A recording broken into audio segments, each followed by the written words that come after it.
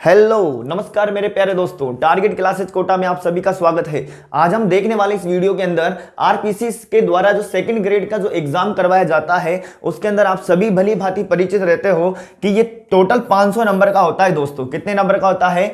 RPC के द्वारा जो सेकंड ग्रेड का एग्जाम करवाया जाता है वो टोटल 500 नंबर का होता है। और आज हम इसमें देखने वाले हैं पेपर फर्स्ट के बारे में, पूरा सिलेबस जानने वाले हैं हम। दोस्तों इसके अंदर 100 क्वेश्चन आते हैं पेपर फर्स्ट के अंदर। जो सामान्य ज्ञान जीके का जो पेपर होता है पेपर फर्स्ट, चाहे आपका सब्जेक्ट एसएसटी हो, चाहे आपका सब्जेक्ट इंग्लिश हो, चाहे हिंदी हो, चाहे संस्कृत हो, चाहे मैथ हो, कैसा भी आपका सब्जेक्ट हो, पर सभी के लिए कॉमन पेपर होता है पेपर फर्स्ट जीके वाला, जो सभी के एक जैसा रहता है। तो पेपर फर्स्ट वाला देखिएगा आप, 100 क्वेश्चन इसके अंदर आते हैं और नंबर इसके 200 होते हैं। इसका मतलब ये हुआ कि हर क्वेश्चन कितने नंबर का होता है? 2 नंबर का होता है। तो इस पेपर फर्स्ट के अंदर आने वाले सिलेबस को हम एक एक बिंदु को, एक एक लाइन को आज हम हिंदी के रूप में जानेंगे, क्योंकि जो ऑफिशियल जो सिलेबस लिखा हुआ रहता है इंग्लिश में रहता है। तो आज हम हर एक पॉइंट को ध्यान से देखेंगे दोस्तों, क्योंकि अगर आप सेकंड ग्रेड एग्जाम की तैयारी कर रहे हो तो सबसे पहले आपको इसकी सिलेबस की एक एक लाइन याद होनी चाहिए। जो ध्यान से देखेगा मैं आपको बहुत ही बेहतरीन तरीके से बताने वाला हूं।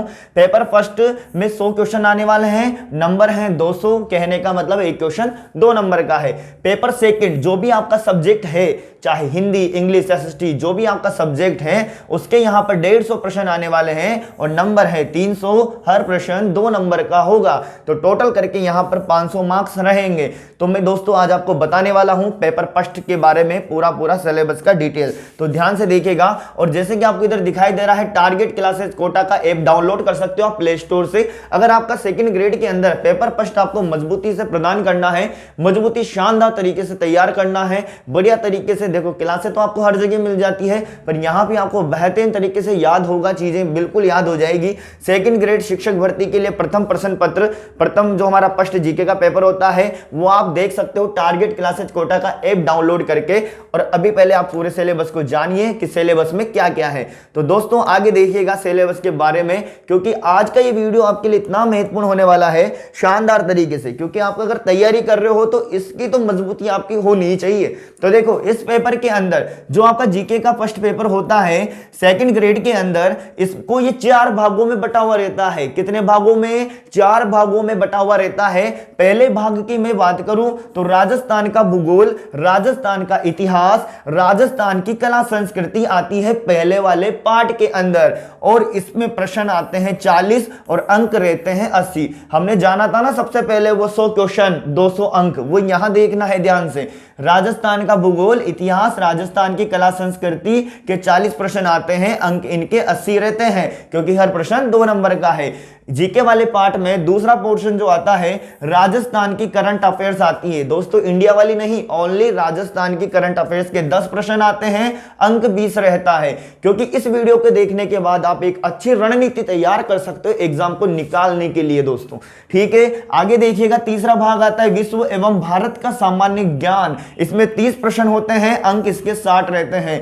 इंडिया लेवल पर, वर्ल्ड लेवल पर जो भी ज्योग्राफी जो होता है वो मतलब सामान्य ज्ञान, जनरल नॉलेज, वो सारा का सारा 30 प्रश्न आने वाला है और 60 नंबर का ये रहने वाला है दोस्तों। इसी के अंदर जीके के फर्स्ट पेपर के अंदर ही शिक्षा मनोविज्ञान, साइकोलॉजी भी इसके अंदर ही है, एजुकेशन साइकोलॉजी भी इसी के अंदर जुड़ी हुई है। इसके मात्र 20 प्रश्न आते हैं, अंक 40 होते हैं।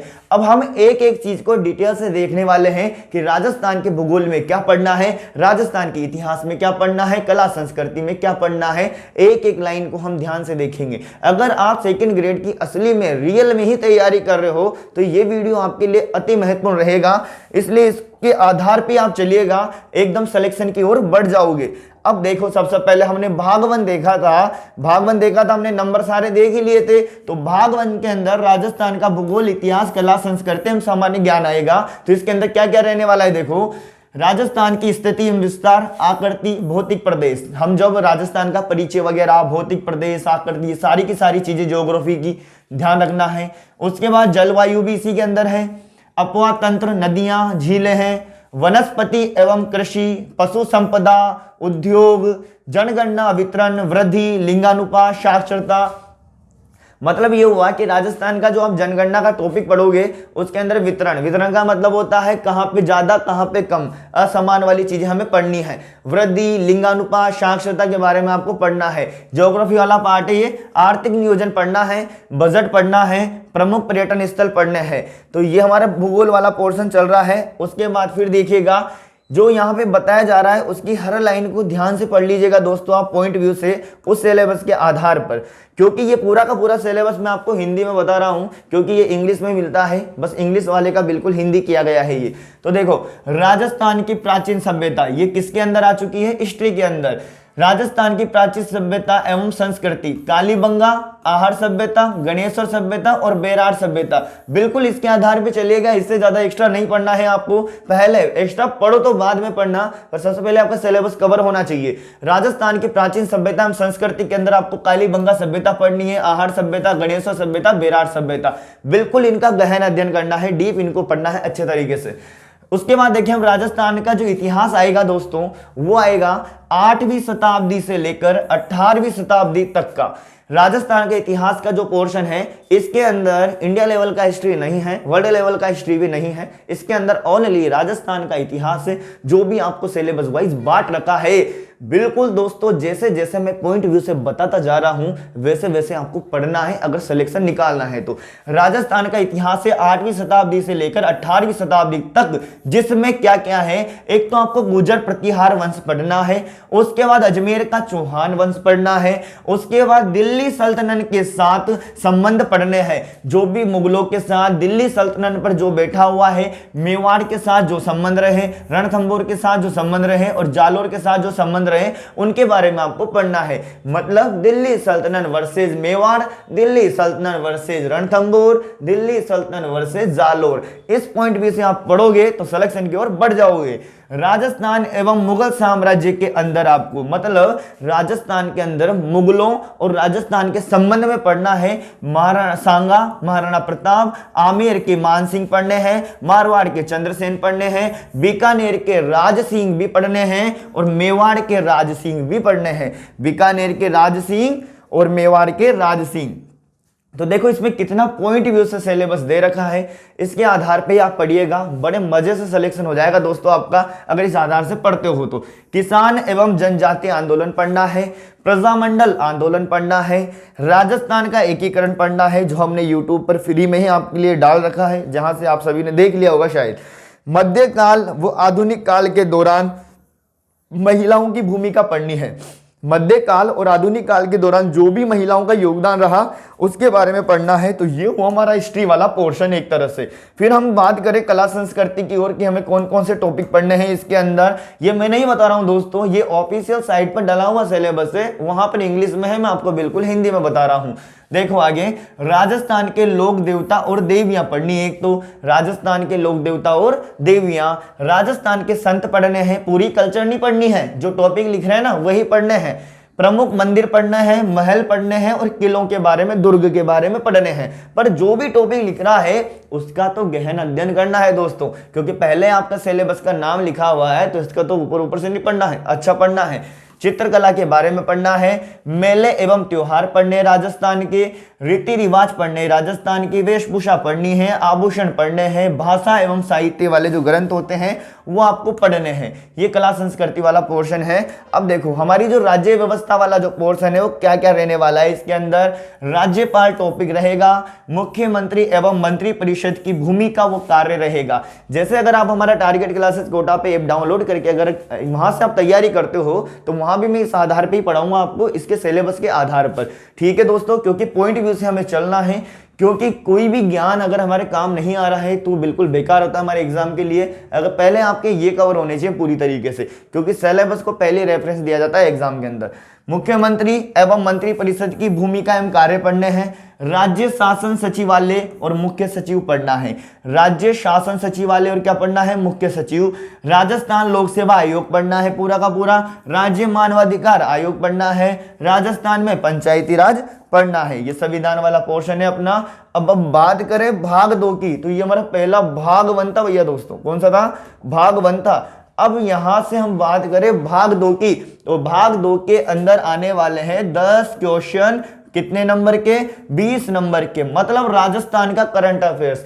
दोस्तों इसको आपने अभी अच्छे से पढ़ लिया, अभी से तैयार करना स्टार्ट कर दिया तो पूरे के पूरे 20 नंबर आप ले सकते हो अच्छे तरीके से। राजस्थान का करंट अफेयर्स पढ़ना है, राज्य स्तर पर जो भी प्रमुख घटनाएं होती है और जो प्रमुख मुद्दे होते हैं उनके बारे में हमें पढ़ना है। राज्य स्तर पर जो भी प्रमुख घटनाएं होगी, जो भी प्रमुख मुद्दे बनेंगे उनके बारे में, और राजनीति पॉलिटिक्स से संबंधित जो भी करंट अफेयर्स रहने वाली उसके बारे में आपको पढ़ना है। और लेटेस्ट करंट के हिसाब से खेल एवं खेल कूद संबंधी गतिविधियां पढ़नी है, खास तौर से राजस्थान के संदर्भ में पढ़नी है। ज्यादा तो आपको राजस्थान के संदर्भ में ही पढ़नी है। फिर देखो भाग 3 की हम बात करें तो भाग 3 के अंदर दे रखा है क्या? भारत व विश्व का सामान्य ज्ञान। अब सर भारत और विश्व के सामान्य ज्ञान में हम क्या क्या पढ़ेंगे? तो सिलेबस देखिएगा, साफ दिखाई दे रहा है आपको। एक तो आपको महाद्वीप पढ़ने हैं, इसके अंदर वर्ल्ड के अंदर क्या पढ़ने हैं? महाद्वीप पढ़ने हैं, महासागर पढ़ना है और उनकी विशेषताएं पढ़नी है। देखो दोस्तों महासागर तो पढ़ोगे ऐसे आप, पर खास तौर से उनकी विशेषताएं जरूर पढ़ के जाना। वैश्विक पवन तंत्र वाला टॉपिक पढ़ना है पूरा का पूरा, पर्यावरण समस्याएं पढ़नी है, वैश्विक कार्य नीतियां पढ़नी है, भूमंडलीकरण एवं इसके प्रभाव पढ़ने हैं, जनसंख्या वितरण एवं प्रवृत्तियां पढ़नी है। दोस्तों इसमें पूरी प्रवृत्तियां पढ़नी पड़ेगी, जनसंख्या वितरण पढ़ना पड़ेगा, ये सारे के सारे भारत के संदर्भ में है। भारत व संयुक्त राष्ट्र संघ के बारे में आपको पढ़ना है। किसके बारे में? भारत व संयुक्त राष्ट्र संघ के बारे में पढ़ना है। अभी भी भारत विश्व वाला सिलेबस ही चल रहा है ये, तो ध्यान से देखो इसको। भूमंडलीकरण के संदर्भ में प्रमुख अंतर्राष्ट्रीय नीतियां पढ़नी है। भूमंडलीकरण के संदर्भ में क्या पढ़नी है? प्रमुख अंतर्राष्ट्रीय नीतियां पढ़नी है। परमाणु अप्रसार के संदर्भ में प्रमुख अंतर्राष्ट्रीय नीतियां पढ़नी है। मतलब भूमंडलीकरण के मतलब जो भूमंडलीकरण है इसके संदर्भ में भी आपको अंतर्राष्ट्रीय नीतियां पढ़नी है, और परमाणु अप्रसार के संदर्भ में भी आपको अंतर्राष्ट्रीय नीतियां पढ़नी है। स्थानीयकरण वो उसका महत्व पढ़ना है, पूरा का पूरा मानसून तंत्र पढ़ना है, पूरे की पूरी भारत के संदर्भ में अपवाह प्रणाली नदियां पढ़नी है, भारतीय कृषि पढ़नी है, उद्योग में नवीन प्रवृत्तियां, उद्योग में नवीन प्रवृत्तियां भी पढ़नी है और उद्योग से रिलेटेड करंट जीके भी आपको पढ़नी है। राष्ट्रीय आय वाला टॉपिक पूरा का पूरा पढ़ना है। निर्धनता गरीबी, निर्धनता उन्मूलन योजनाएं, जो भी निर्धनता से उन्मूलन से संबंधित योजनाएं हैं उनके बारे में पढ़ना है। भारत की विदेश नीति एवं नेहरू का योगदान, खास तौर से अब यहां आ गया कि नेहरू का योगदान, तो मतलब पंडित जवाहरलाल नेहरू वाला टॉपिक जरूर पढ़ना है। और भारत की विदेश नीति एवं नेहरू जी का क्या योगदान रहा, वो सारी चीजें आपको पढ़नी है यहां से। ठीक है, आगे देखिएगा दोस्तों, आप चाहे हमसे पढ़ो ना पढ़ो पर इस सिलेबस के आधार पर जरूर पढ़िएगा, क्योंकि यही सिलेबस आपके रहने वाला है, क्योंकि इसी के आधार पर आपको तैयारी करनी पड़ेगी। उसके बाद देखो आप संवैधानिक, भारत के अंदर हम बात करें वो तो हमारी राज्य व्यवस्था थी, जो हमने राज्यपाल मुख्यमंत्री वो देखा था ना टॉपिक वो। अब यहाँ देखो आप संवैधानिक इतिहास के महत्वपूर्ण सोपान पढ़ने आपको। संवैधानिक जो इतिहास है उसके महत्वपूर्ण सोपान, मतलब देखो सबसे पहले आप संविधान में पढ़ते होंगे कि भारत शासन अधिनियम 1919 से लेके 1935 के संदर्भ में, जैसे रोलिंग एक्ट वगैरह आते हैं ना, रेगुलेटरी एक्ट वगैरह, वो सब पढ़ने हैं। भारत शासन अधिनियम 1919 से लेकर 1935 के संदर्भ में पढ़ना है।